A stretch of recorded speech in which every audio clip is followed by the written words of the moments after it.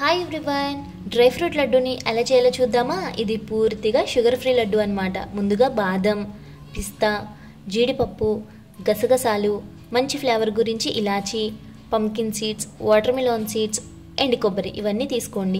Sweetness గురించి నేను ఇక్కడ ఖర్జూరంని తీసుకుంటున్నాను. బాదం, పిస్తా, జీడిపప్పుని చిన్న చిన్న పీసెస్గా కట్ చేసేసుకోండి. ఎండు కొబ్బరిని ఈ విధంగా తురిమేసుకోండి.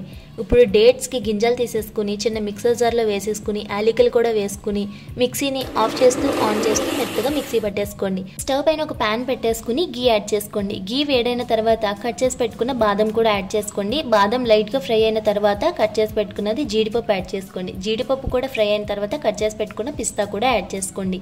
పిస్తా కూడా ఫ్రై అయిన తర్వాత pumpkin seeds, watermelon seeds add చేసుకోండి. ఇవి కూడా వేసుకుని ఇవి కూడా లైట్గా ఫ్రై చేసుకోండి. ఎక్కువ అవసరం లేదు. లైట్గా ఫ్రై చేసుకున్న తర్వాత ఎండు కొబ్బరి యాడ్ చేసుకోండి. ఎండు కొబ్బరి వేసుకుని ఒక 30 సెకండ్స్ లైట్గా ఫ్రై చేసుకుంటే ఎండు కొబ్బరి ఫ్రై అయిపోతుంది. స్టవ్ ఆఫ్ చేసే ముందర గసగసాలు వేసుకుని కలుపుకొని స్టవ్ ఆఫ్ చేసుకుని అదంతా ఒక ప్లేట్లోకి తీసేసుకోండి.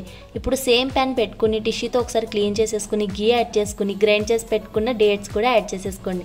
యాడ్ చేసుకుని లైట్గా సాఫ్ట్నెస్ వచ్చేంత వరకు దాన్ని ఫ్రై చేసుకుంటే సరిపోతుంది. అది కూడా ఇప్పుడు ఒక ప్లేట్లోకి తీసేసుకోండి. ఇవన్నీ పూర్తిగా చల్లారిన తర్వాతే ఉండలు చుట్టుకోవడం స్టార్ట్ చేసుకోవాలి. డేట్స్, ఖర్జూరం, డ్రై ఫ్రూట్స్ రెండు కలిసేలాగా బాగా కలుపుకొని కొంచెం కొంచెంగా తీసుకుని ప్రెస్ చేసుకుంటూ ఉండలు చుట్టుకుంటే డ్రై ఫ్రూట్ లడ్డు రెడీ అయిపోతుందండి. రోజుకి ఒక్కటి తింటే సరిపోతుంది. మన బాడీకి ఎన్నైతే పోషకాలు కావాలో అన్ని పోషకాలు కూడా పుష్కలంగా అందుతాయి.